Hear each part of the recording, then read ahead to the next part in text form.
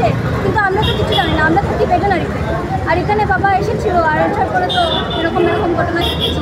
তখন শাস্তি চাই, আর আমাদেরকে আমরা যা যা মানে যেটা করতে চাই, আমি পড়াশোনা করতে আগে বাড়তে চাই, আমার বাবার স্বপ্ন পুরো করতে চাই। আর প্রশাসন কাছে ওটাই দাবি, যেটা আমাদেরকে সব কিছু দেওয়া আমাকে দিতে হবে, আর কিছু আমার ছেলেটারে মারলো গো।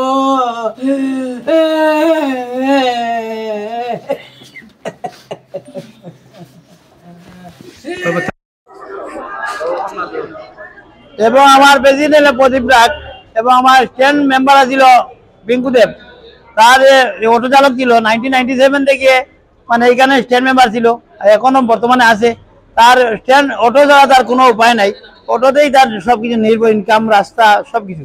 এখন বর্তমানে আমার এটাই দাবি, মানে ডেপুটি কমিশনার কাছে এবং এমপি এমএলএ এর কাছে এটাই আমার দাবি, তার পরিবারটা কিরকম চলতো, এই অটোর উপরে নির্ভর আছিল তার, জানি দুইটা মেয়ে অসহায়, বউ একটা অসহায়, যার ফলে ডেপুটি কমিশনার কাছে আমরা যাইমু এবং আমরা এমপি এমএলএ এর কাছে যাইমু যে তার যে কোনো একটা চাকরির ব্যবস্থা, ভোরগে ঢুকা যাদের মানে একটা চাকরির ব্যবস্থা, ক্যান্সারে নেওয়া হইতেছে লোক, যার পরে একটা ক্যান্সার হসপিটালে একটা তাদের চাকরির ব্যবস্থা করে দেওয়ার, এটাই আমার অনুরোধ। এবং আমার সর্ব যত মেম্বার, আমরা এই গুঙ্গুর এরিয়া যত বাসিন্দা আছে সবারই একই দাবি, জানি।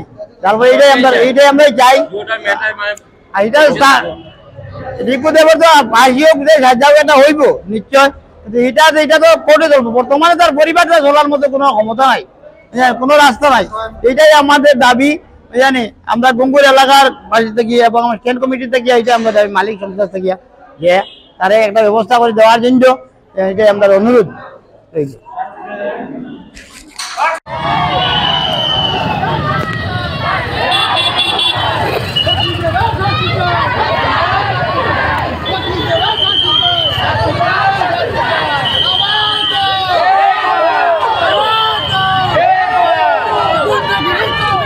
চলবে না, চলবে না, গুন্ডাগিরি চলবে না, চলবে না, চলবে না, গুন্ডাগিরি চলবে না, চলবে না, চলবে না, গুন্ডাগিরি চলবে না,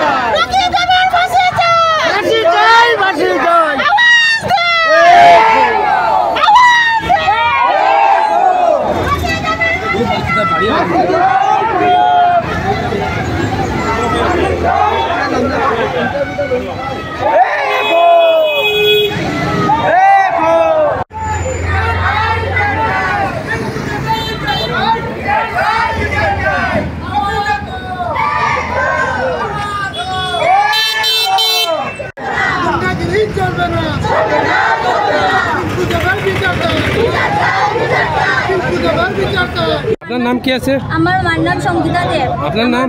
আমার নাম দেবাঞ্জনা দেব। আমি এইচএসের ফাইনাল এক্সাম দিচ্ছি। আর আমার এইচএসের ফাইনাল এক্সামের আগে থেকে আমার বাবার এই ঘটনা হয়েছে, আমি তো জানি না। আর আমি যেদিন 13 এক্সাম দিচ্ছি, আমি এসে দেখি কি ঘটনা।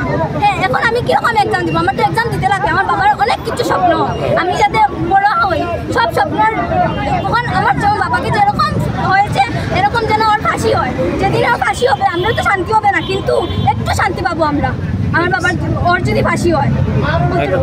ফ্যামিলির দেখভাল সব বাবা ছিলেন না? ঠিক আছে। আপনি অপরাধীর ফাঁসি লাগে, আমার বাবার ন্যায় বিচার লাগে, ফাঁসি দিতে লাগে, ফাঁসি দিতে লাগে। ফাঁসি চাই আপনার সবে না?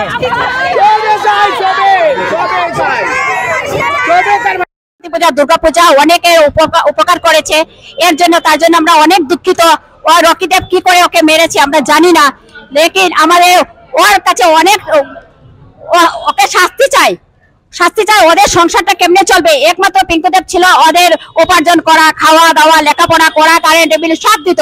এখন পিঙ্কুদেব নাই, তার বদলে কে বিনিময়ে আমরা চাই রকিদেব যেন তার সংসারটা কিভাবে তাকে চলে নিতে চায়, এর জন্য আমরা চাই ওর যে রকিদেবের জায়গাটা আছে ওদের নামে, মেয়ে দুটার নামে করুক, তাহলে তারা ওই জায়গার ঘর দিয়ে ওরা সংসার চলবে, নাহলে তো তাদের উপায় না, তারা মরার অবস্থা।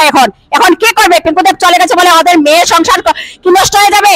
এর জন্য আমরা রকিদেবের শাস্তি চাই, আর পিঙ্কুদেবের আমরা ন্যায় বিচার চাই। ওদের যেমনি তাদের দুইটা মেয়ে, ওর বউ, ওদের যেমনি ন্যায় বিচারটা করুক। প্রশাসনের কাছে আমাদের ওই একটাই দাবি, আর কিছু আমরা দাবি চাই না। ওরা যদি আমাদের ন্যায় বিচার করতে না চায়, তাহলে আমরা সবে রাস্তায় নেমে যাব, ডিসির ঘর পর্যন্ত ঘেরাও করব, ডিসির অফিস পর্যন্ত ঘেরাও করব। আমরা কিছু জানি না, আমরা ন্যায় বিচার চাই পিঙ্কুদেবের। এটাই আমাদের প্রশাসনের কাছে একটাই অনুরোধ। ধন্যবাদ।